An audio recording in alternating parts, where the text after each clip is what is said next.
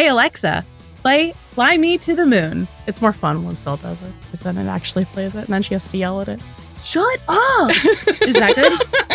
Yeah. Not you! Not you! So welcome to our special Season 9 perspective, where we talk about what we know about Season 9, which is not that much, but we're going to do it anyway. Because we do have stuff to say. Yes, we do. It is September 22nd currently, so if you're like, why aren't they talking about this, or that? Because this comes out later this week, and inevitably things will have happened since then. We're only going off of the information we have. Exactly. We're not actually psychics. We wish, but I think we also prolonged recording this as much as we could, so we could get more stuff to talk about. And lo and behold, there have been things. Yeah. And not even on purpose the last time, because I just literally had no voice and had to be on vocal rest. It's kind of hard to record a podcast when... Yeah, it's unfortunate. When one of the hosts does not have a voice or talking. I'd say my bad, but it's my 5-year-old nephew who just started kindergarten. So it's his bad. So blaming the 5-year-old. That it helped us in the long run. It did. You know what I mean. So before we... Yes? I'm trying to come up with a pun. Please hold. It's cooking. It's going to be like, before we fall through the stratosphere, before the atmosphere. Before we lift off into what we know about Season 9. Oh, Lord. This is going to be a whole several weeks of these puns. You signed up for this. Just need everyone to brace themselves. Brace for impact. Oh, my God. Right? Anyways. I think we're going to do a little vibe check. Yeah. A little vibe check. Just touch in with the three of us and see how we're feeling about the upcoming season. I'm excited. Yay. Yes. I am excited. I mean, everything that I've heard so far, or all the information that we've gathered so far, I'm just like, okay, give me more. This is great. From the episode, from the first episode of Season 9, the title, that, Eat the Rich, iconic. Setting the tone. Yes. It is setting the tone. It really is. We're just ready to be so out of this world. Literally. Everybody's getting in on the pun game. I love it. But yeah, no, I'm excited. I have pretty high hopes, I guess. Not expectations, but definitely high hopes for Season 9. That was not shade. That was just, I'm just hopeful. Yeah. No, I think we're all very excited. I kind of can't wait to see what they're going to give us in this season. I know they're going to come out of the gate with something kind of wild and wacky. And that just feels so true to 911. And I love it. Camp is back. And I'm living for it. Camp never left this show. No, Camp never left. It took a momentary hiatus for the drama. Yeah. But it's always there. Mm-hmm. And I think 911 is best when it leans into its campiness. Yeah. And it really seems like we're going to be getting a good dose of it. And that's always a good sign to me. So I'm ready. I'm ready to blast off. Me too. I am so beyond ready for just the sheer ridiculousness of this opening emergency. I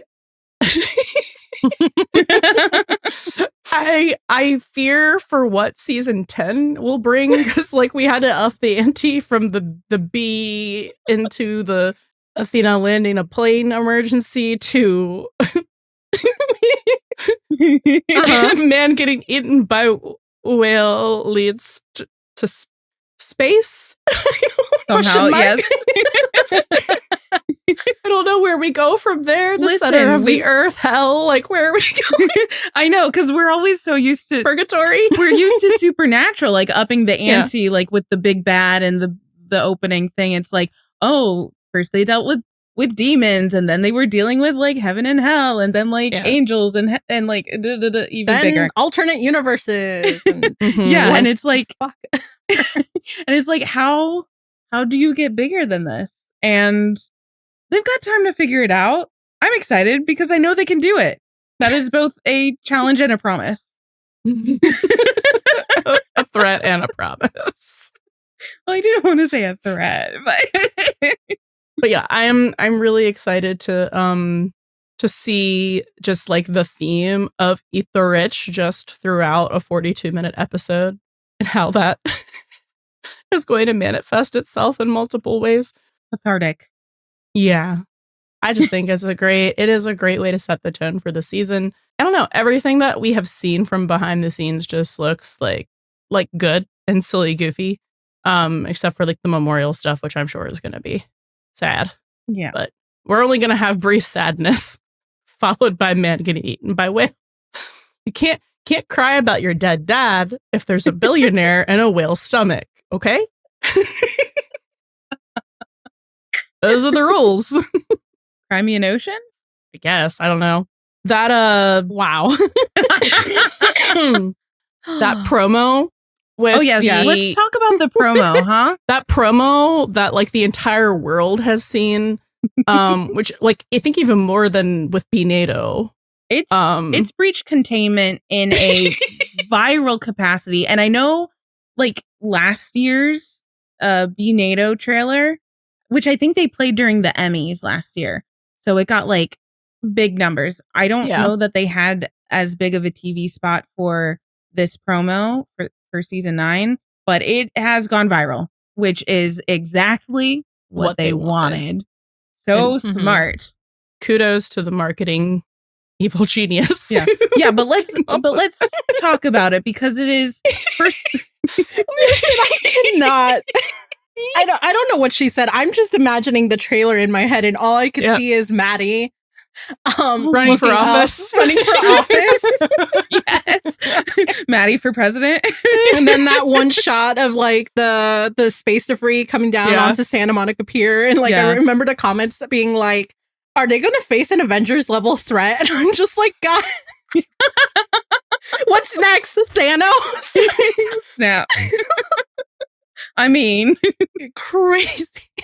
Well, if we're going like current, Marvel time, it would be Galactus. Yeah. Yeah. Very plausible to me. I don't know.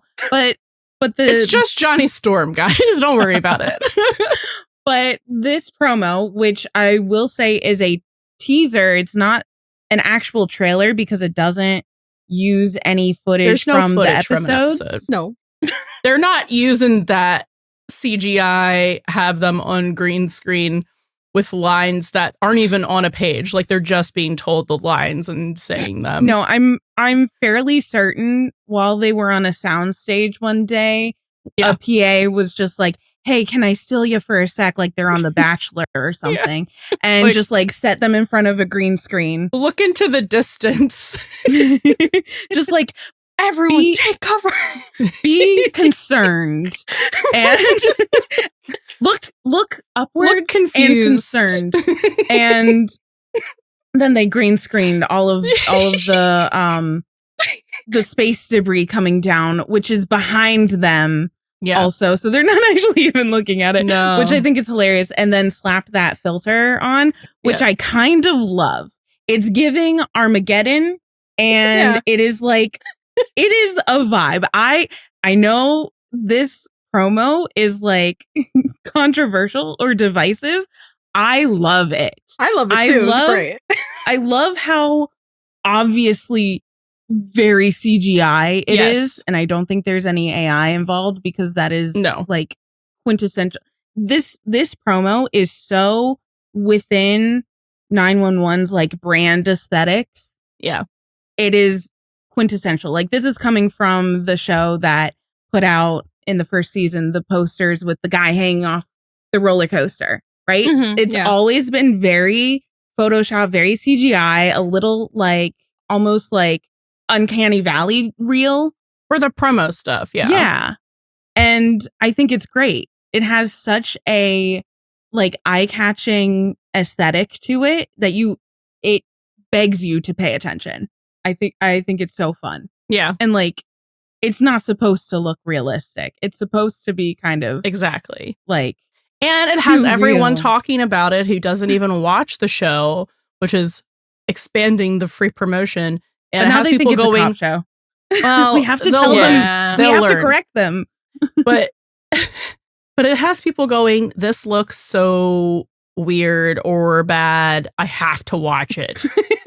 Right? To figure out like what the firefighters are going to do against the what meteors. they think is a meteor. Which aren't actually meteors. Mhm. But like, for example, my best friend who to give you like, she is not terminally online. Like she deleted TikTok.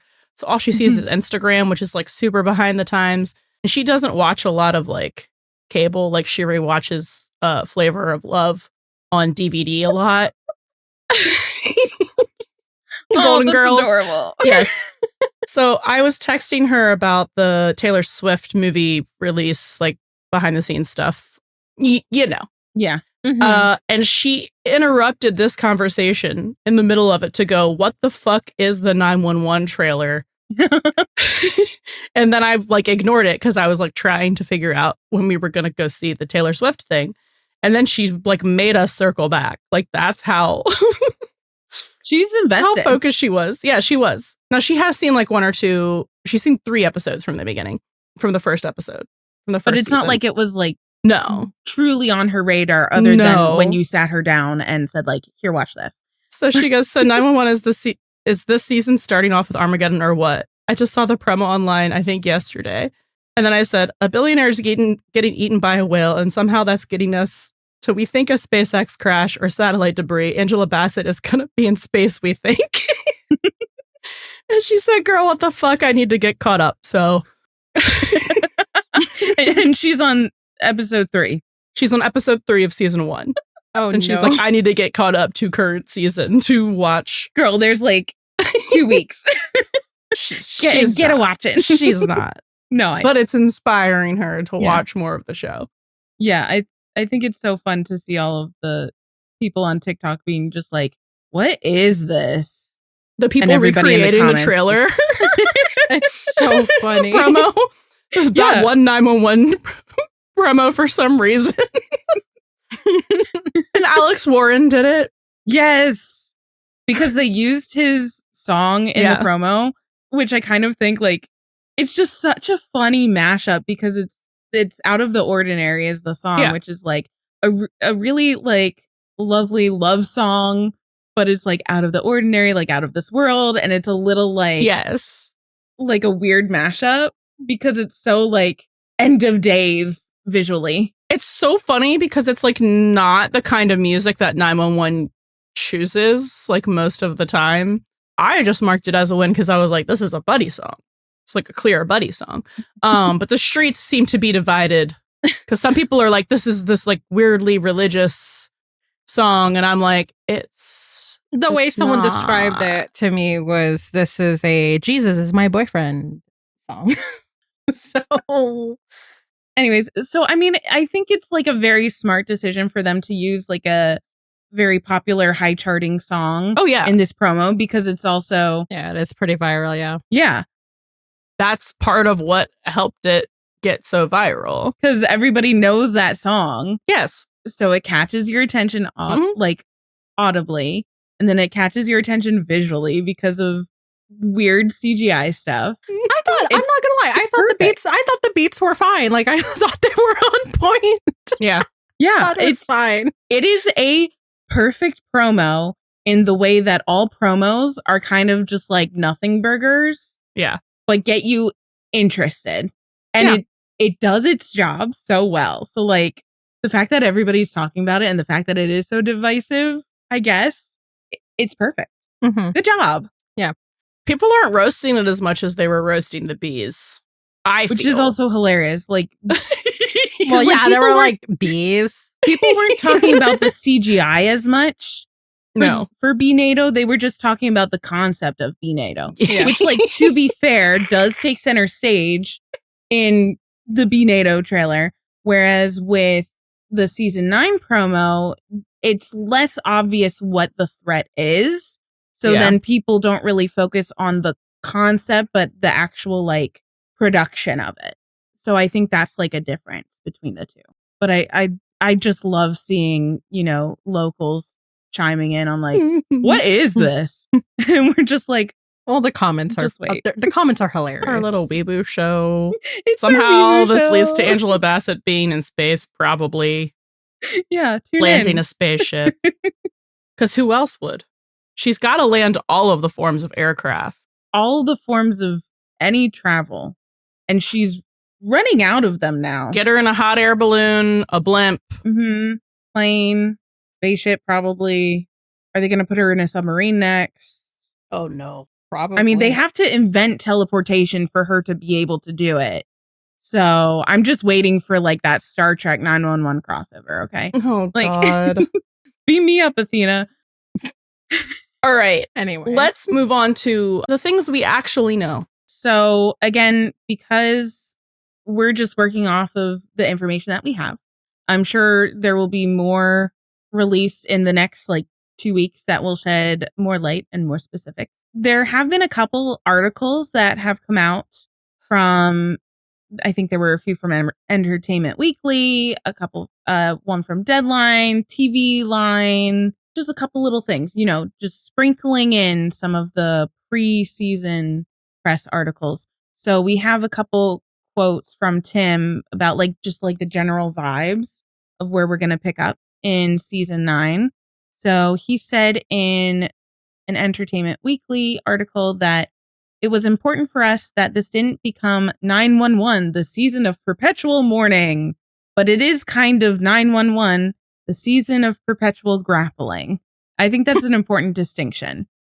So he continues and says, everything shifts. Partnerships change, roles change, and people have to discover something within themselves that maybe they didn't know they had. And that really is a major theme of the first part of the season. So I think that's kind of interesting. And I do like that they're not going to be like grief all the Boo-hoo, time. sad. Like, yeah. Oops, all grief episodes. Because that's not life. Well, yeah, I feel like that was one of our major fears, concerns and fears from, I think, our not. I don't remember if it was our open letter to Tim after it Bobby was our died. Bobby Nash. It was our Bobby Nash grieving special. Because they were like, this changes everything. It's just going to be sad. Which, like, he is kind of, to me, He's like, he is acknowledging because, like, and I think something that we said in our grieving, like 5 stages of Bobby Nash grief was like, it's going to be an undercurrent in all of the characters moving forward. Like, it's not going to be there every day, but it is going to be there. So I like that he said that it's not the season of perpetual mourning, but perpetual grappling. Like, they are still trying to like live with the experience that they went through in last season. So it's going to be a little bit of an ebb and flow, like up and down. And then Oliver Stark said in a TV Line article that grief can resurface and start dragging people down at any moment. But that, to me, that indicates that like it will be addressed every so often. And then it'll kind of like wash away a little bit. Like the tide of grief will go out and then it'll come back with a vengeance. Like that's what we're going to see. Cause that is real life and it will help like move some characters' storylines forward. And we know the first 2 episode titles. Woohoo. I'm sure by the time this comes out, we will know the third one. I don't know. I think so. I was surprised they released these 2 as early as they did. I feel like we're going to get the third one this week. We have to get it this week. Yeah. I hoped it was like, well, anyway, just read your thing. So season 9, episode 1 is titled Eat the Rich, which just incredible. And today we actually got the official synopsis, which is in honor of Bobby Nash's sacrifice, the 118 comes together to dedicate the firehouse in his memory. Meanwhile, when a billionaire tech giant is involved in a life or death emergency, the team must race to his aid. And still, I think you put it really aptly in our text earlier. Go girl, give us nothing. Well, Yeah. okay. And then to be fair, I mean, this is for us, it's because we've known what's this stuff. happening. Yeah. We've been new. We've been new. And synopses are always like the most vague sauce. 2 sentences you've ever seen in your entire life. So yeah, but like they gotta be. Yeah. So that's nothing like new that we didn't already glean from some of the like first looks or whatever, but it's nice to see it in print, official. Mm-hmm. We're not making it this up. A season 9 episode 2 is titled Spiraling, which I saw the streets take and run for Buddie purposes, but my friends, it's the opening emergency. It's the opening emergency, and I just need you to think of space and spiraling. And wee-hoos and probably floating and spiraling. Spiraling in space. Spiraling both physically and emotionally. Yes. Probably. It's probably both, yeah. Because we also know they love to title their their episodes puns. All the meanings. So it's layered. Next, we have Whale Eats Billionaire, played by Mark Consuelos, which, if you are a Riverdale fan, welcome back, Riverdale's Hiram Lodge from the dead. He faked his own death to be a billionaire in California. Probably does stuff with space, and like he decided to canoe or kayak or whatever, and he gets eaten by a whale. Yeah, so we know that Mark Consuelos, now co-host of Kelly and Mark, is playing like a Musk-esque billionaire who gets eaten by a whale. And Tim said that storyline is based off of like an actual video of like a person like canoeing or kayaking and then just gets kind of like by a whale. She was like, Google it. And I was like, I'm good, bro. And I had actually seen that also prior. I did not look it up. I was like, oh, I know exactly what you're talking about. And like, that's terrifying because I'm developing thalassophobia, which is fear of like the water. The ocean. I have fear, but it's kind of just like, I respect that I don't belong there. Yeah. Yeah. If we belonged there, we would all be mermaids. So I'm good. And I'm sure I will not feel a need to canoe or kayak. But you feel the need to go on cruises? A whale can't swallow but I'm not going to say anything. Don't say. Is there an entire episode of Dr. Odyssey of whales? Of whales? They weren't eating the boat. But they're trying to eat the people on the boat. No, actually, they were trying to eat a shark, okay? Okay, but they still damaged the boat. And I know there are whales that are damaging yachts. So, yeah, so... Anyway, okay, knock on wood, Rachel. Why? And you're going to Alaska, of all places. There's whale watching all over there. If art imitates my life again, or if my life imitates art again, I don't know what I'm gonna do. So we'll get into more of like our kind of extrapolations on some of these in a minute. We also do know for sure, and I think it said it in the synopsis, that the Station 118 is going to be renamed the Robert W. Nash Memorial Station 118. And this was dropped in an Entertainment Weekly first look with a picture with like a really lovely plaque and then a couple still images, which were like the first promotional stills for the season of everybody, probably from the ceremony, looking sad and mournful and pretty and very pretty. Yes.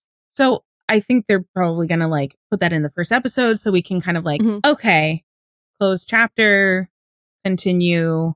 Here's something funny with the billionaire getting eaten by a whale as a tone shift like they do. We also know from behind the scenes stuff and from Tim talking about it that episode 4 is going to be Dia de Muertos episode, and that there's going to be some kind of spiritual awakening. For the people listening, I'm doing air quotes around Couldn't hear spiritual. Spiritual. And Mynheer says of Ryan Guzman's character, who may join Buck in being superstitious this time around, quote, Buck is quick to believe things, but Eddie might be quick to believe things now too. I know he always sort of poo-pooed those things. It's that he said poo-pooed for me. I know. So funny. He probably giggled too. Yeah, I know he always sort of poo-pooed those things and kind of walked away from his faith, but I think there may be a spiritual awakening in Eddie's future. I just would like to take 2 minutes to talk about how much our friend Tim Mynheer loves wordplay. So spiritual awakening, I do not think means that fucking Eddie is going to take up the cloth or become like super devout and religious. I really think he is going to be haunted in some sort of manner by a spirit of probably Shannon. Let's be so for real. Yeah, I also have that in our educated guesses. So I just, for anyone who was anxious about the like, he's not going to go join the church. Religiosity. That's not what's happening here. I feel like the amount of like religion we've seen him interact with is like where so minimal. He will live. Yeah. Like he's never going to be Bobby levels of Catholic. No. On a scale. On a scale of Eddie to Bobby. The Catholicism scale. Yeah. The 911 Catholicism scale. Yeah. Are you Eddie to Bobby? And then Oliver Stark said in an interview that Buck is not going to be in a costume, which is very sad for me personally. But he said there is maybe my favorite costume that we've ever had on the show. What that means? We have no clue. Nobody knows. No idea. He also loves his wordplay too. So I don't know, but we just know that. Again, incomplete information we have, but it is information hopefully we have be nonetheless. Contextualized at the end of October. Next, we have Buck is now a homeowner. In an interview with TV Line, he talks a bit about his new place. So he says he's got a cool little house. He's really moving up in the world. His new place will have a lot more character than his last apartment, which was more minimal and toned down. So, I mean, great.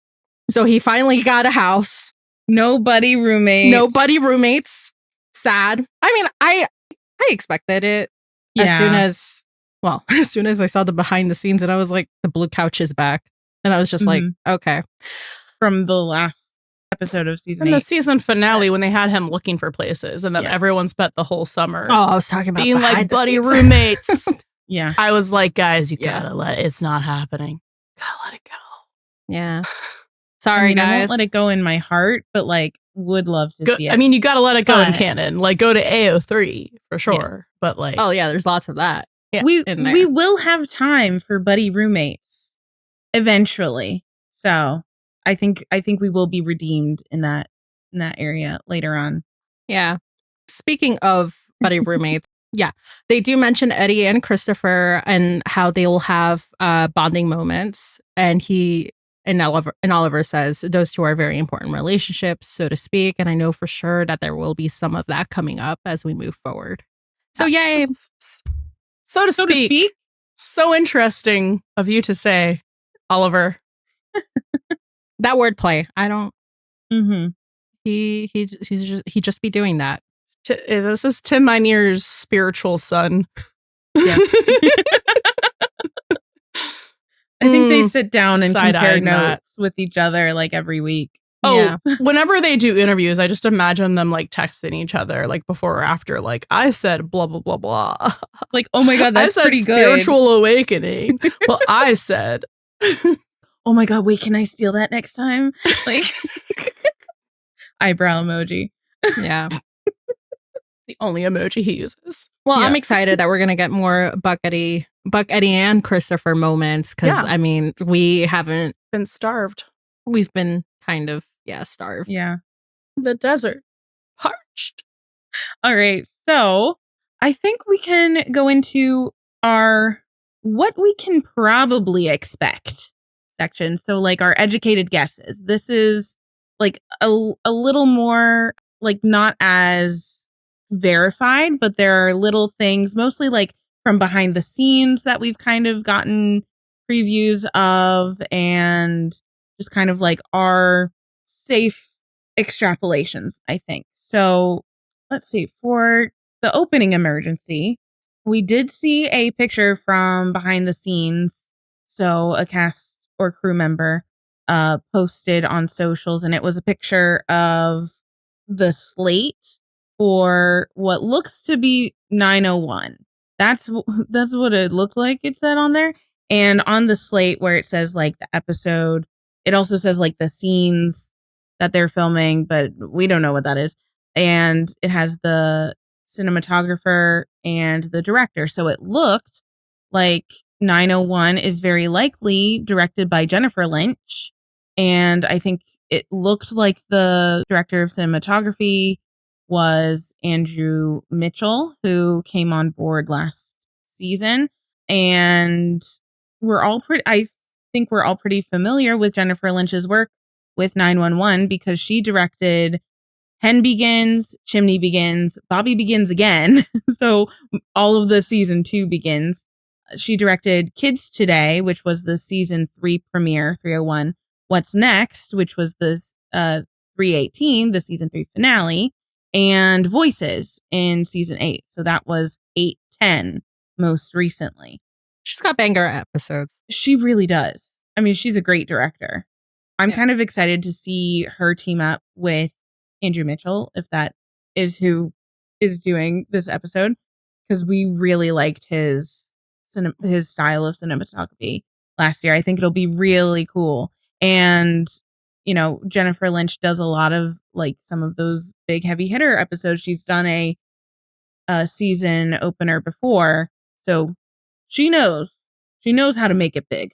And that was season 3, which like is the best. Then we have some stuff to extrapolate from not so much the promo video itself, but a comment from the official 911 account on the promo video, Instagram, I believe. But there was someone commented like something about meteors, and they were like, what if, and bear with me for a minute, they weren't meteors. So we have been saying in our group chat for a while, I think we like very briefly were like meteors. And then we were like, oh, what if it's like space debris from like a satellite or the SpaceX-ish ship? So it's looking more likely that it is, in fact, something along those lines and not a meteor. I think we also, I don't know if we let go of this theory because it's not written here, but I think because of the like the behind the scenes we got of like the automated car, the like Waymo like malfunctioning, like thought that there might be some sort of solar storm related to like causing these things to happen. Yeah, either solar storm or if it's like a satellite, you know, with the GPS stuff, that would make that go berserk as well. So something obviously like tech related, which we're pretty sure would be related to that billionaire, right? Yeah. And there's been a number of like there's been incidents of like satellite debris falling back into the atmosphere. So like the Starlink satellites, there's been or other satellites, I think like it happens occasionally, and it looks like the videos of that look kind of exactly like how they had it in that CGI promo video, which is kind of interesting too, because it looks like a meteor or shooting star, but it's not. And then I did see a post, and it was like a meme from like just like a meme of a tweet or something like that, and saying like Elon Musk can't take over the country if he gets eaten by a whale. And I'm pretty sure like that's a banger of an inspo post. Pretty sure Tim would have seen that and was like cooking up all of that stuff. It just seems like a lot of interesting coinkydinks. But so to have this like space debris connected with the billionaire, it's giving like Ocean Gate 2.0, but space. If we remember a couple summers ago. Oh, never forget. I know. That was the summer of Ocean Gate and orcas, and now they're doing that on 911. Like, was it earlier? So also adding to that, but wasn't it earlier this year that Katy Perry and a bunch of other like celebs went to space, right? yes. Yeah. So we did also get a picture from somewhere behind the scenes crew or whatever of like, I guess their suits that look very like these blue suits that so they're called I guess the organization is called Macronova. Yeah. So it's on those suits, but those suits are very similar looking to whatever the hell Katy Perry was wearing that Yeah, day. I forget if it was like a SpaceX or a Blue Origin, but that's kind of what like the Macronova is giving, like the in-universe, private space sector. But you're right, they do look kind of similar. It's like fashion, but space. Yeah. So we're gonna rich guy in space, maybe some random celebrity, who knows. And there's also, we've seen some behind the scenes like pictures come out of a potential like metro rail emergency. And we don't really know anything else other than that, but like it seems like there's a theme of like technology malfunctioning, whether that's connected directly to like the sky is falling stuff or not. I'm not entirely sure, but I'm thinking like, a piece of space satellite debris like hits the metro car. That's what I would assume. Was that for episode 3? That's what I was trying to remember. Think so. I think it is. I don't think it's 906. I think it's 903. I don't know. It's between those two. I think it was 903, allegedly. Allegedly 903. Yeah. This is also one of the hardest parts because like they do everything in that block. Yeah. Filming. So we're just like, but what sometimes episode when they're are they posting like filming today? We're filming like when they're filming in public, like it says what episode it's for. And I think that one said it was for 3. Yeah. Or at least the filming code, which we know sometimes is they change the order depending on what they're writing. Yeah. Yeah. But usually for like the opening stuff, it's pretty like Yeah. So the little teasers that we've gotten, they do highlight very significant like LA locations. One of them being the Santa Monica Pier, another being Griffith Park Observatory, which honestly, that should have been a given that it was going to be like related to space and stuff. Sorry, I just love that place. Anyway, and then there's also Pershing Square where I think like about 2 weeks ago we saw a lot of behind the scenes with the cast. So could mean something, could mean nothing. Yeah, and it looked like there was like a little crater. Yeah. Like where something obviously would have fallen from the sky. I wonder if we're gonna like have a call at Griffith Observatory. I hope so. They should, because they haven't done that. It's so surprising, right? Like that's such an iconic. It might be because I wonder if it's hard to, for them to get permits to film there. It is closed on Mondays, so closed to the public. Well, I think it's Mondays, so they could film on Monday. But if they have filmed on Monday, people wouldn't know because it's public. Exactly. So maybe they already have. Aha! That's what it is. We've been doing so much mental gymnastics for this, okay? Yeah, that's what I was getting at. If it's close to the public on Monday, I mean, that would be potential to like go over there and maybe film something if they can. Because we know they were filming in Pershing Square. The Santa Monica Pier is obviously very iconic to us. Well, I mean to everybody, obviously, but like a significant point, or a significant place in 911 lore. Yeah. So I would think the observatory would be. Yeah. Sorry, I had a brain blast. Yes. Because like I think I know there's a call with a school bus. I don't know if we have it anywhere in our notes, but there is a call with a school bus, and like maybe these kids went on a field trip to Griffith Park. I don't know. Oh. Or coming back from, because like, I don't think the call was there in that location, but like maybe they had the kids at Griffith. Now that would be interesting. I could see that. Yeah. I feel like the school bus was for 901. So that could very well be like the end of 901 where they like introduce the real emergency. Mm-hmm. When they red herring us and reveal it. Yeah. So then we're left with some questions from the behind the scenes, because we've gotten quite a bit of it filming some of this like Meteor stuff, but 2 people are missing from all of it. Mm-hmm. And that's Aisha and Angela. Aisha is the most suspicious because like the rest of her team is there, but like also they always have Athena teamed up with the 118 like on most of their calls. Like that's just what happens. So it's very very suspicious that we have not seen either of these ladies. It's almost like they're filming on a soundstage. Somewhere.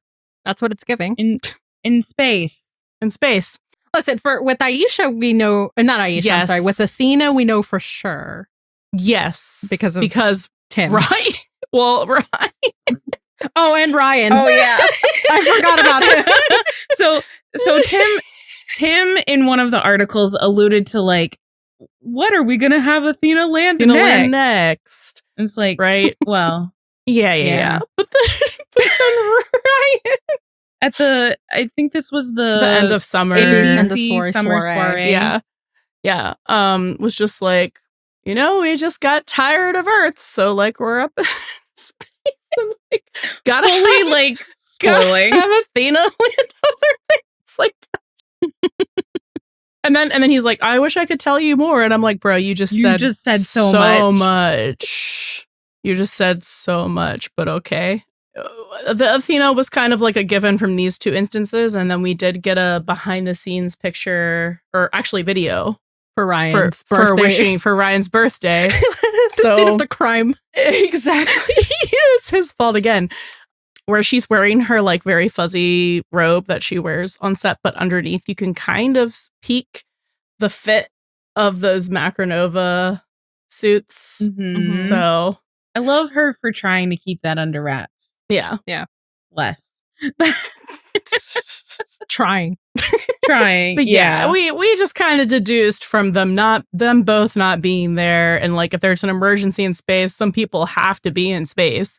And then something that we've continued to say, like, well, if Athena and or Hen specifically are going to space, like, well, where's Karen? Because she's the actual like scientist. She loves space. Actual like the actual rocket. She doesn't rocket science. You know what I mean? And so it's like, where's Karen? And I did just want to like point out that when production started for 911, Tracy Toms was also filming. She was there, but she was also filming The Devil Wears Prada too. So like kind of going between those. She's booked and busy. Yeah, love that for her. But me too. So she may not be like as present in this. I'm assuming she is going to be like ground support in some way. Yeah. And then really upset that she was not the one in space. Yeah. I know. Can't make that joke twice. I'm not going to do it. What? It's a bad joke. It's the whole moon hen wren conflict 3.0. The moon maid. Oh man. It all comes full circle. Hen gets to go see the moon and Karen's left in the dust. Like I would be mad too. Karen about to have real beef with the moon. Yeah. I mean, she could do something about it. Yeah. Kind of speaking of which. So I don't know if you guys remember, we talked about this, Karen in space, previously, like all the way back in our 215 Oceans 911 episode, which was in March Yep. Like early, like the first week of March. Mm-hmm. And still, this was your idea. Yeah, I am a connoisseur. I don't know of Fast and Furious lore and movies. I enjoy those movies unironically. A connoisseur of Fast and Furious. I don't know. I love it. I feel like I think between the three of us, I am the only one who's watched I've never seen them. Fast and Furious movies. Everything I know about those movies, I know because of you. Through you. Yeah. Yeah. Actually, I do want to watch them with you, though. That would be really fun. Please. That'll be fun. Yeah. We have to do that.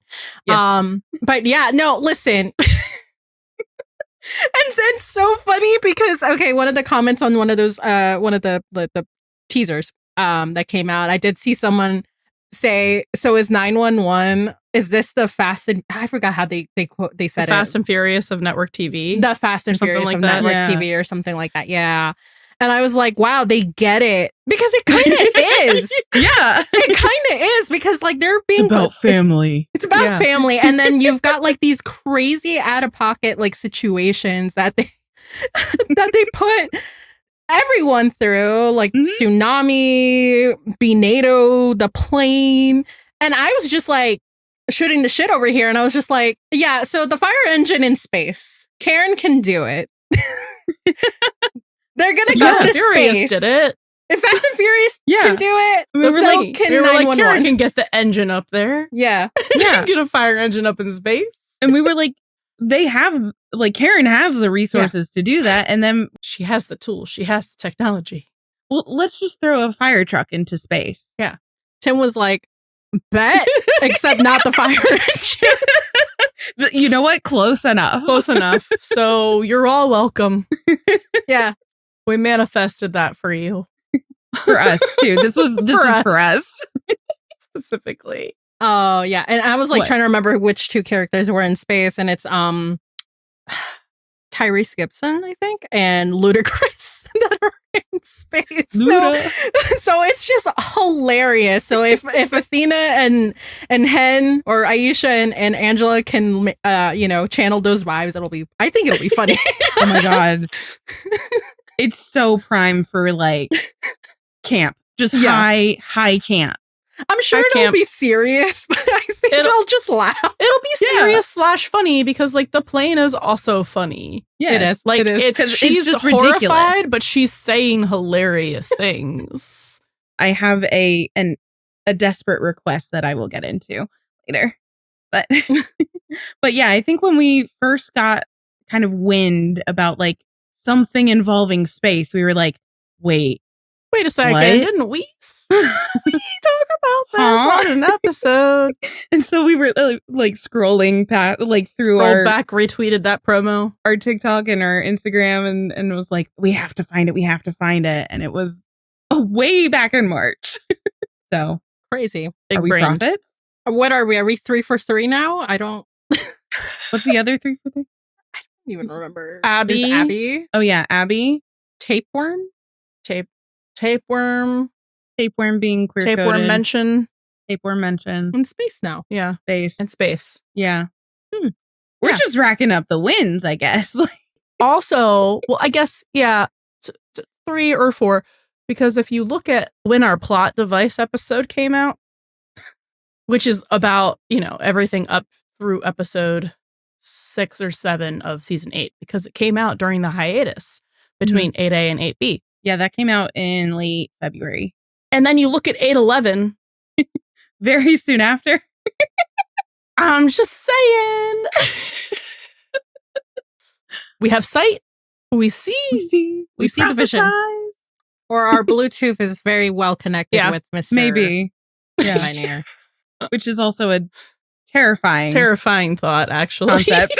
Let's move on. All right. on from that. So that's all like kind of what we're extrapolating about the opening emergency. So the rest of like the state of the 118. So we're pretty darn sure that Chimney is going to be captain. I think we've seen a couple. He's wearing the captain shield. He has it all. He has the red hat. He has it on the helmet. Yeah.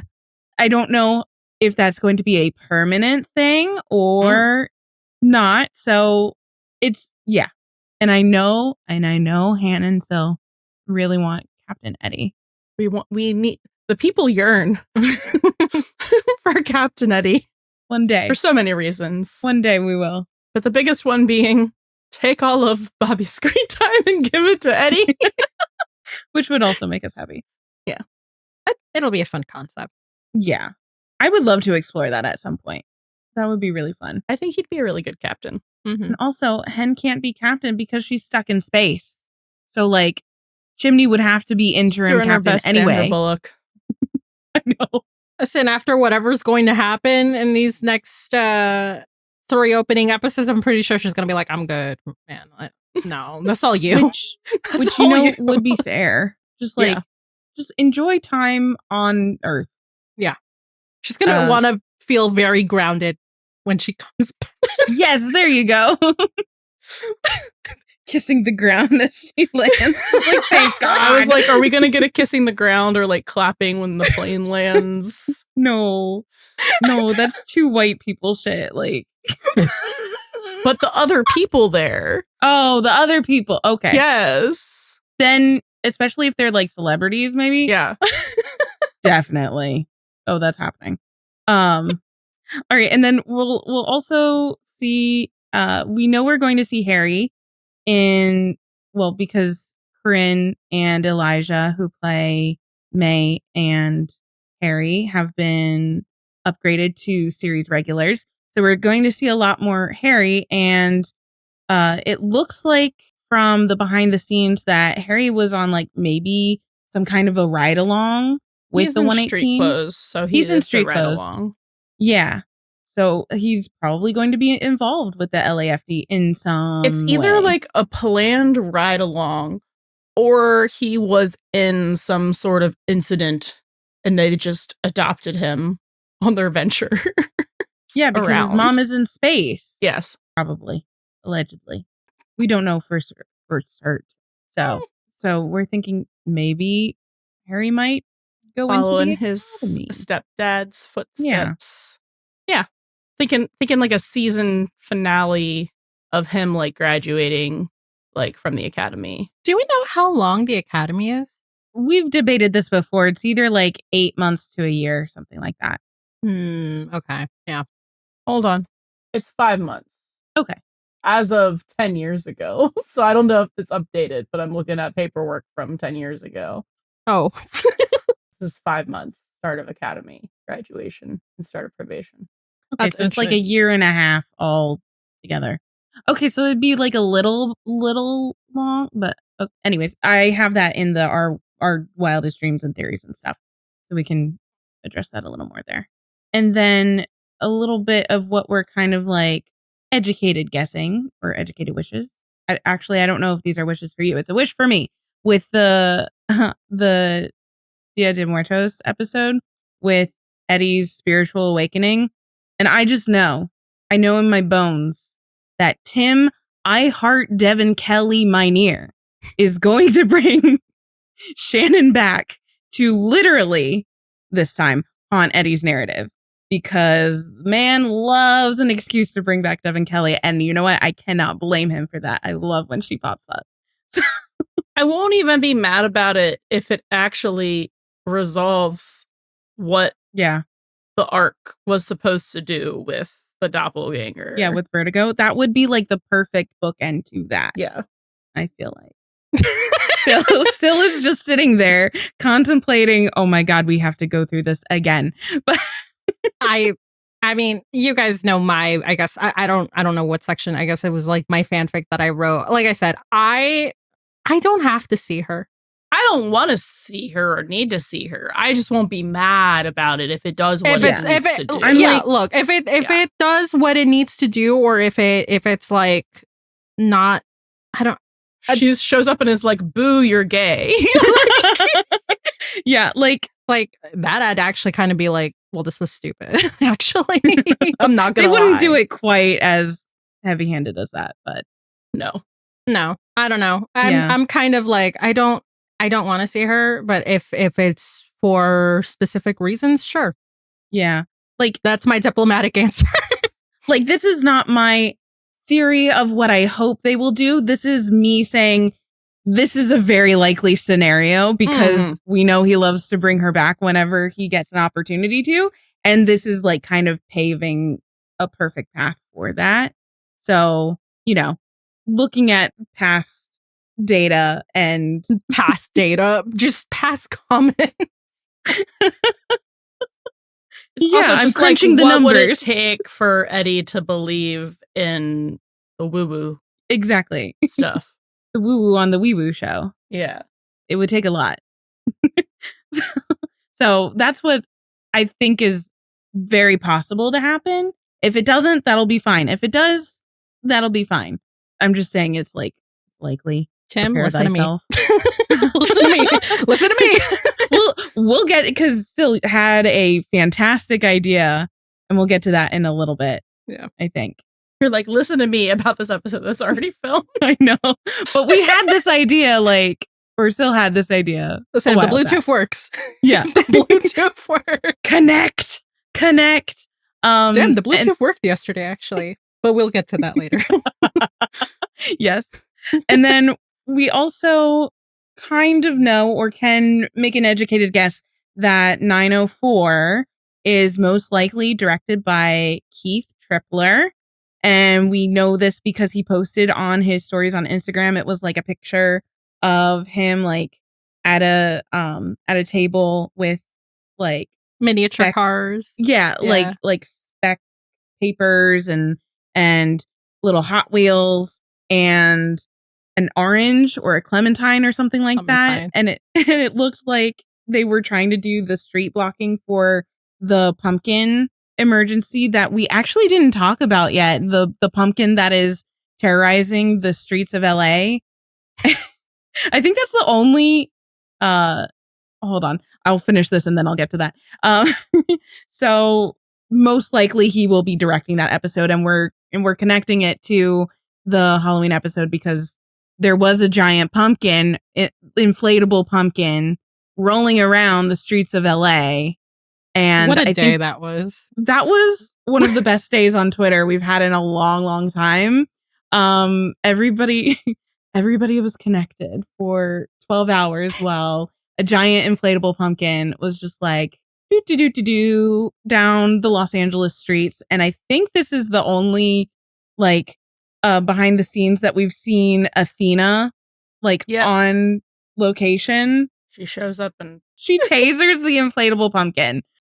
So, which is so funny. So I think we're kind of assuming that that's going to be like the cold opening emergency in 904, or maybe like B plot. And I can't wait. Oh, I kept saying it was a cold open. I remember now. Yeah, I think cold open because it's giving hot air balloon. Yeah. It's so ridiculous, and I can't wait. I think there were reports that it kind of like escaped a dealership or a parking lot or something.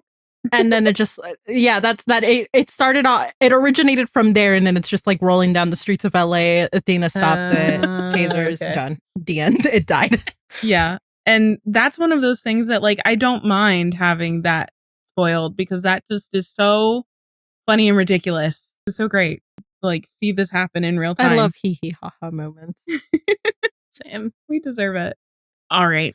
So I think now that we've gone on like what we know for sure and what we think we know, now it's time for our wildest dreams and theories.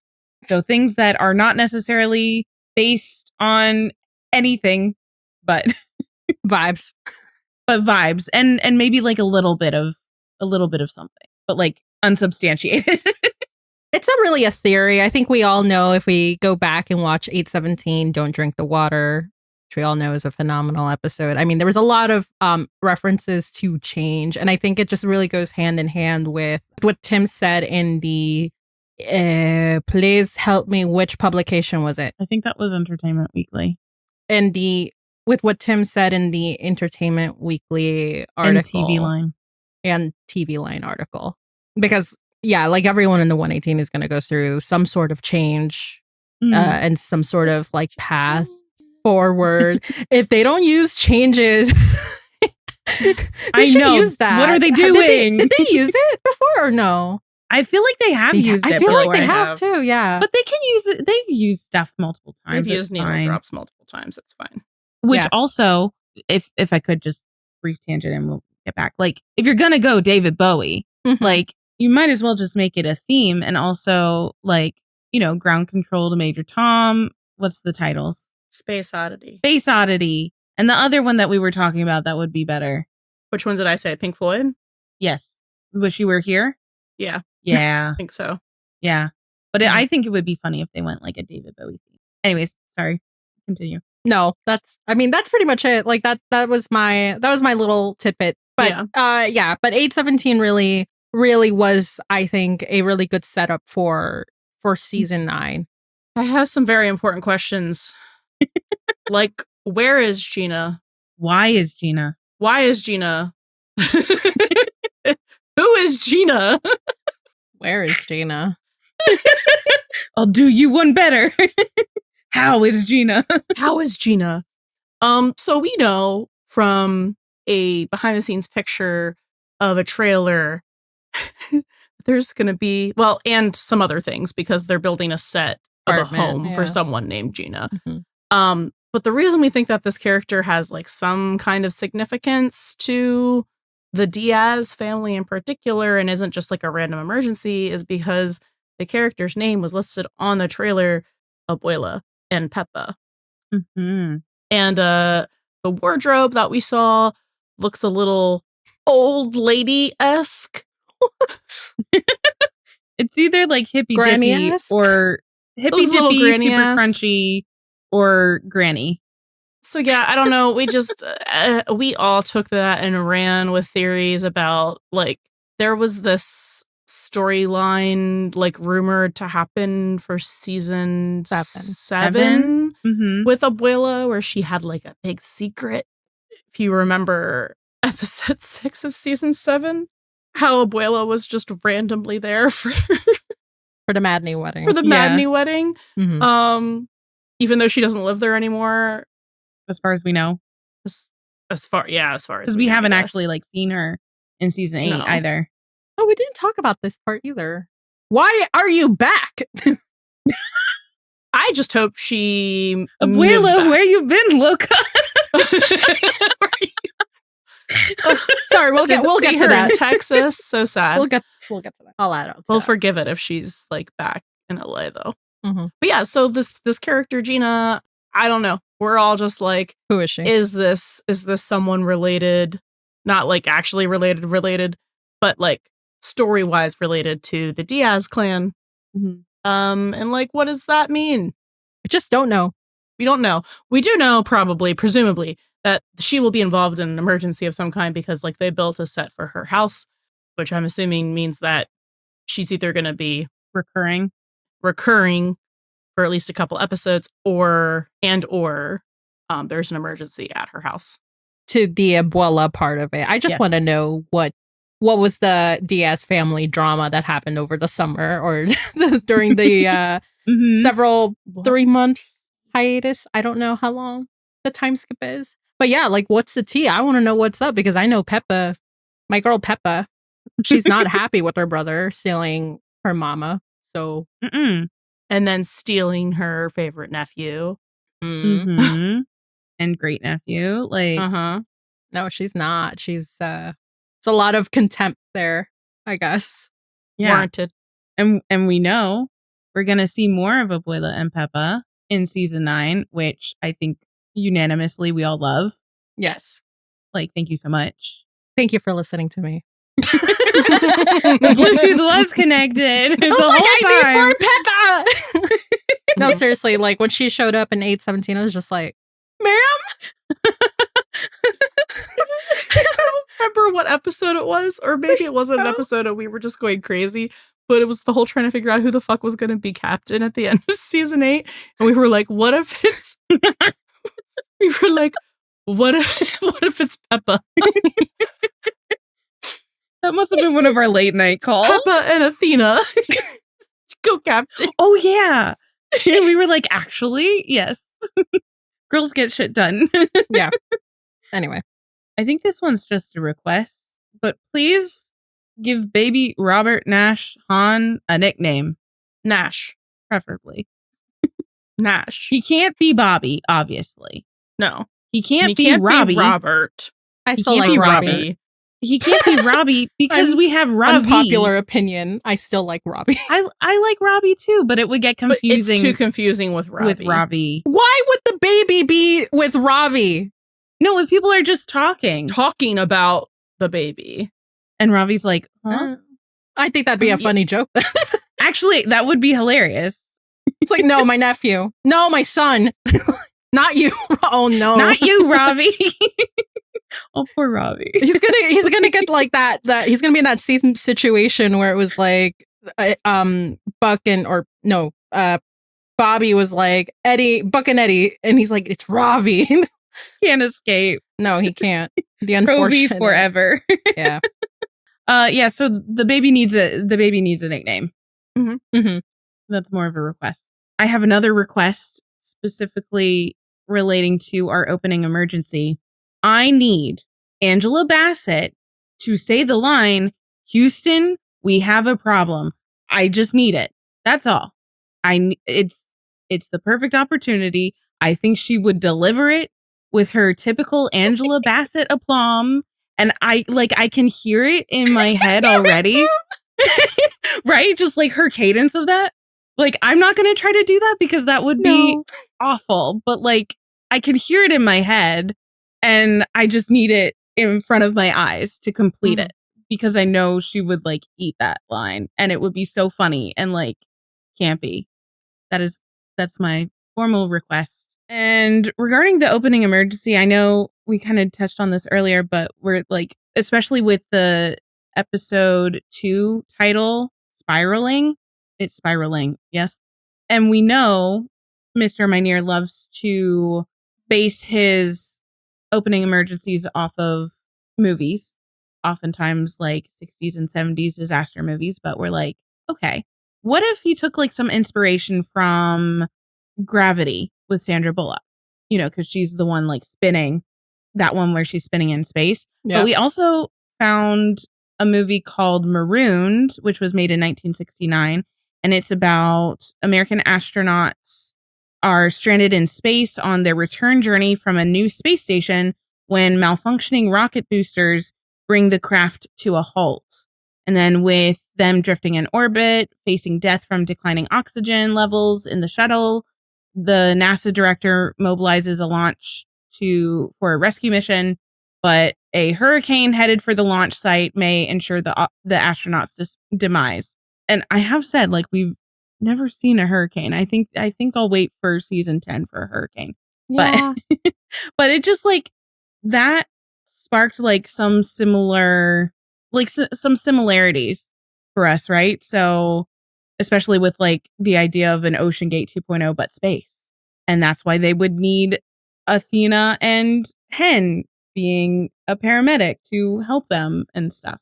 So yeah, just a thought that maybe he could pull some of inspiration from those blockbusters, like the classic disasters, but also like current ones. Because we also had a lot of Wizard of Oz references in season 8, which also kind of was timely because of Wicked. And then now, you know, us being the Marvel people that we are, with all of the space and the blue suits and wardrobe, we're like, yes, Fantastic Four, but make it 911. So, you know, there's connective tissue there somewhere. Yeah, maybe. Okay. So as for the state of the 118, why do we have May in there? Oh, okay. So like we were trying to figure out like we were trying to figure out like what May's main role was going to be, because I don't think we heard too much of it. We thought it would have been like pretty interesting to see her as a Pro V, because, you know, I feel like Harry was kind of like, I think we all felt like that was just like expected. So it would have been interesting to see May. And we need more women. And we need more women at the firehouse. But clearly this is not the case. Yet. Maybe. Who knows? But I do see May like in the role of, I'm sure like Athena is not happy with Harry's decision. It's going to be like the same thing where she was not happy with May being at dispatch. So May is going to kind of be like that, I guess maybe mediator role between Athena and Harry. I could see that. Yeah. My question is, do you think we're going to see May back at dispatch again? I don't know. I don't know. Like, I would love to see her doing something involved in some way, but I don't know what that is yet. Like, we don't even know what she went to school for. No. I don't know. It was just a thought I had because, like, the last time she was at dispatch, it was because she was worried about her mom and, like, you know, she's probably currently back in that kind of mindset. So, and like, maybe that is something that she comes back to with, like, she did dispatch and then she went to school and she learned a lot and she grew as a person and then decided to come back and do dispatch again because maybe that's what her calling is, but we don't know yet. Yeah. But I could totally see that happening, especially if Harry is going to like be in the academy and then a probationary firefighter, and she would do something kind of like Maddie, or just like looking out for her brother from that end as well. Like she was looking out for her mom in season 4. Yeah. And I think like for the finale, I think what we wanted was Harry graduating from Rachel put probation here. I just thought that was at funny. this point, like, I mean, based on what we just Googled, I don't think it's going to be the LAFD Academy then. It could very much well be just... I think it's more likely to be the academy because I think you're going to see a lot of him deciding to do it. Yeah. And his mom trying to talk him out of it. Yeah. And then like going into season 10 would probably be like his probationary year if he decides to go through. And that would also make a lot of sense because we know like Athena for both Emmett and Bobby, well, specifically we talked about this in Athena Begins, how Athena honors Emmett by being the kind of cop that she is. So Harry being his mother's son, like he would probably do something very similar, like honor Bobby by like being a firefighter. So I don't think it's gonna be a like pro-B graduation unless he literally is already graduating academy and starting as a pro-B at the beginning, very beginning of the season. So maybe we'll push the graduation from probationary firefighter to like somewhere in season like, 10. Well, I was gonna say unless he like keeps failing, you know what I mean? Yeah. Like, no, I'm saying like if it's that 5 months time frame, you know what I mean? And like he doesn't get to graduate the academy, so that he has to go again, and he like it could be like a storyline where he has to find his like drive to also keep going, like, you know what I mean? Yeah, could be that too. Resiliency. Yeah, trying to fit that 5-month timeline. Anyway, yeah, I mean it's possible. All right, and then just a few things, and we have some fun ideas about the Dia de Muertos episode. Another request: please title it DIAZ de los Muertos. Please, please, please. It is not an original idea, but it is a great idea. No. I mean, yes. Like it's just, that would just be fun. I love that. And then it kind of aligns with like, I don't know, like titles like Buck Bothered and Bewildered, which is also the 4th episode of season 7. Oh, how interesting. Look at that. And just kind of like in the tradition of, you know, Halloween episodes of 911 being some of like the best buddy stuff. Like Buddy Halloween 3.0. So excited because we had in season 3 when they make up after the lawsuit. That was 306. That was the Halloween episode. We had last season the masks, the Halloween episode, just with Buck and the Boyles. Everything about that great. Even season 2 with Haunted. And that was the episode that we saw Shannon. So like that would be a great cyclical thing as well. Also the episode where we got the line of like, I needed you to have my back, tying it back to the book. You know what I'm talking about. Everybody knows what I'm talking about, right? Mm-hmm. Okay, good. I'm connecting the dots. I'm doing my thing. Anyways. I don't know. I think we were also like maybe Buck's house is haunted. So there is this like mysterious still that suddenly disappeared off of IMDb. Mystery how it got up there in the first place. Oh, it was not actually suspicious timing, and it was Oliver's IMDb specifically. Anyway, so interesting. It was so interesting that it just randomly popped up on a Sunday morning. Among other things. But anyway. That he was changing his profile picture 6 times. Are you okay? I wasn't going to call him out like that, but okay. Are you good, bro? No. Blink twice. Actually, change your profile picture again. Let us know. Profile picture twice. Yeah. Like Morse code. So I don't think we talked about it earlier, but there is a still that was dropped of Buck, we're assuming in some attic at his new little apparently house. He's holding something. I think it's either a coin or maybe a ring. Who knows? We don't know because the picture was not in 4K. It was in potato quality. But I was able to clock Eddie's calling card, which is beers. So maybe Eddie is also there. But yeah, maybe the coin, or maybe the whatever he's holding could be haunted. Who knows? Which leads me into a cursed object, kind of like another episode that we know and love. Oh yeah. Damn. Jinx?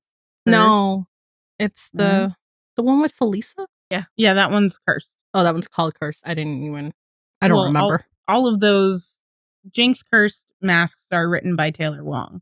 Ah, yeah, our girl. Oh, our girl, our spooky girl. Wait, so it would be on brand anyway. I don't know the title. I don't know the title. We need to know the title. DIAZ de los Muertos, as far as we're aware. Who wrote this episode? We don't, but you would think that it would be Taylor. It feels very in line with Taylor Wong's brooding for you styles, which like we are big fans of her writing. No, and if it is like kind of like a cursed object or haunted, that would totally make sense. Yeah. And that also deals with Eddie's like, I'm not superstitious stuff. So okay, so like my little outline, I mean, I'm gonna try to go as fast as I can on this. So I think it was more or less that maybe both, but like I do, okay, disclaimer, I do want this to be about Eddie. I do want this to be like a growth episode for him because that's one, it's marketed that way, and two, like Eddie needs plot. More A plot episodes. He needs an A plot. But yeah. But so like I think, and disclaimer number 2, this is how I solve my I don't need to see Devin Kelly on my screen. No offense to Devin Kelly. I love Devin Kelly as Shannon. I just don't need you on this episode. Anyway, I don't know. I have reasons that I'm not going to get into. But anyway, yeah, so it's basically like maybe Buck and Eddie are both being haunted by like I guess the ghosts of their past, and like for Buck it would be Bobby. For Eddie, I guess it would have to be Shannon. Yeah. I guess. Still. But like they're being haunted by like I think objects, really. Like that's how I would have like objects that like signify or hold a significance to these particular people. And like and Eddie, I mean not Eddie, sorry. Buck is like, whatever. Not like whatever, but he believes in that shit. Yeah. But Eddie is kind of like, this is no, but like he's like suddenly getting like he's starting to get like more and more convinced. It's like freaking him the fuck out. And I think okay, so like so if he's like so more and more he's like freaking the fuck out to the point that I guess like let's get Father Brian into the mix, like they go see Fire Brian. Yes, cameo. Or, oh, wait, there was another thing.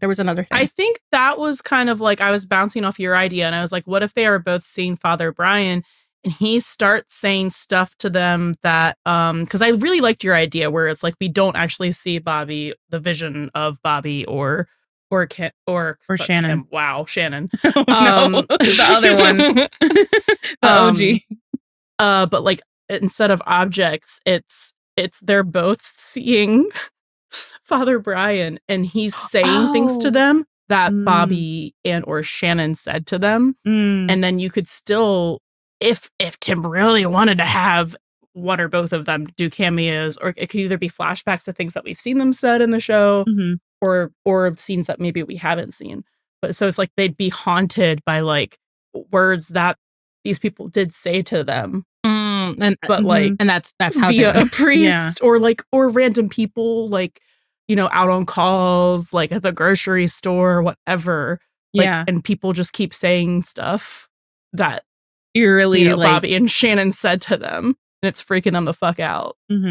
Yeah, I would. Well, then who am I running to? Because like if I can't even run to the priest, like the priest needs a whole exorcism. Abuela. Yes. Oh yeah. I think I was also playing around hiring a witch. I think I was also playing around with the idea that these objects, or maybe like something, maybe like I think this is less likely, but like something about like making them run into each other, and then for some reason they managed to get to the church where Father Brian is, and then I think Rachel chimed in to also have Father Brian do an exorcism. That was like, this needs to happen.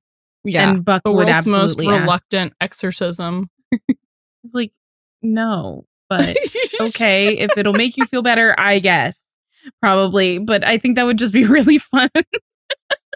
He's funny. And then I think there was a part where I was like, let's bring Abuela and Peppa, like for like on the campy way, bring Abuela and Peppa into the mix. They bring in like the rosary beads. Because if Eddie is nothing but like, you know, thorough at this point, you know, if he believes in it, he's gonna do this the right way, right? In a less campy way, because you know this does have to do with DIAZ. Oh my God, now you have me saying it with Dia de los Muertos, and having to. I mean, there's the idea of like Abuela and Peppa are very involved with the holiday. Chris as well, and they can, you know, make an altar or an ofrenda, you know, to celebrate their haunts. So like Bobby and Shannon, and I mean, and I think it could be a cute thing because like, you know, with how very familiar Peppa was acting with Buck and 817, like we could have like Peppa and Abuela are like making like the feast and stuff, and like Buck is helping them cook. I don't know, I just think cute, like it would be cute. Just the idea that I had in my head. Yeah. And then like if we also had like Peppa and Father Brian like interacting with each other in some way, and just like looking at, you know, Peppa suddenly goes through that church now. Probably. And just like the way they're both observing Buck and Eddie and whatever they've got going on, and like Peppa and Father Brian are just like sharing knowing glances with each other. But yeah, this episode, like I like how it's marketed. Like I really hope it's like I guess like a move forward and a lot of growth for Eddie, because it's already playing around with the idea that Eddie is going to start accepting like certain things that he once thought were, you know, unbelievable. So that's already like major to me. Yeah. Or to all of us. Yeah, so I think we are very much looking forward to this Halloween-y episode as well, just like for the potential that it could have for Eddie's growth particularly, and that always makes us very happy, excited, and locked in. I did just want to say, but at the end of season 8, and now right before season 9 started, they're rebroadcasting a couple episodes. Oh, yes. And I just think it's significant what episodes they chose. Because it's 9, 10, and 11 of season 8, which are arguably the most Buddie episodes that this show has ever done. Especially 8-11, which is like the saying it out loud several times. It's like, Yes. that's where the With its seed full is chest. very planted into Yes. the Yes. GA's brain. Yes. It's Start also thinking about it, guys. So it's almost like they really want the general audience to keep in mind the things that happen in these specific episodes. And like, I know that there are other factors to it because like, you know, JLH just had a really big summer with, you know, her cameo in I Know What You Did Last Summer. I Know What You Did Last Summer, whatever the sequel name of that is. And she's very prevalent, you know, in the horror theme plot A of episodes 9 and 10. Mm-hmm. But the rest of it's just gay. Like, Yeah, and I think especially just it's adding her going through the 11. horrors and then gay shit. Yeah. I do think just like from a numbers standpoint, those were some of the They were- highest viewership highest rated. Yeah. they'd gotten throughout the whole season, which also just like ties into like this Yeah. is what the people want to see, because it's sob Yeah. stories, voices, and Holy Mother of Holy God. Mother of God. And like, man, what a run of 3 episodes, and they keep touting those out. It's like, here, watch this one and this one and this one, watch this one and this one and this one, right it's before like, season hey, 9. I know Okay. that we just really depressed you by killing your dad, but hey, remember these? Just some things to keep in mind going forward. And like rebroadcasting that around the same time that all the stuff with upfronts was happening. Mm-hmm. Like this is just my little, you know, addendum to this episode to be like, everything is coming up, buddy. That's our wildest dreams and theories Yes. that aren't that wild, actually. No. I Yes. think it's still going to be a slow moving, slow burn thing because it is network television and it's a slow burn and it's a will they, won't they thing. Mhm. And it's their last like big main characters to like pair off. So Mhm. they're going to drag it out and they got to lay more groundwork for Eddie. So like, if you're in line, stay in line. Like we're getting places, we're getting there, but it's Yeah. going to be a journey. It's in the text now. Yes. Especially with 8-11. Yeah. So they're going to build on that. And I think when we were watching those episodes of season 8, you know, before everything kind of got derailed a little bit, we were like, oh, we have to figure out a way to like regain that momentum. Mm-hmm. And I think that is what they are trying to do, especially with rerunning those particular episodes. Yeah. So we'll see. And they But- brought it back in 817 when they just like had them have another divorce and speed ran that shit Which you can again. also listen to our breakdown of that 2-minute scene for Mhm. about 2.5 hours in our kitchen divorce Amazing. episode, which was so fun.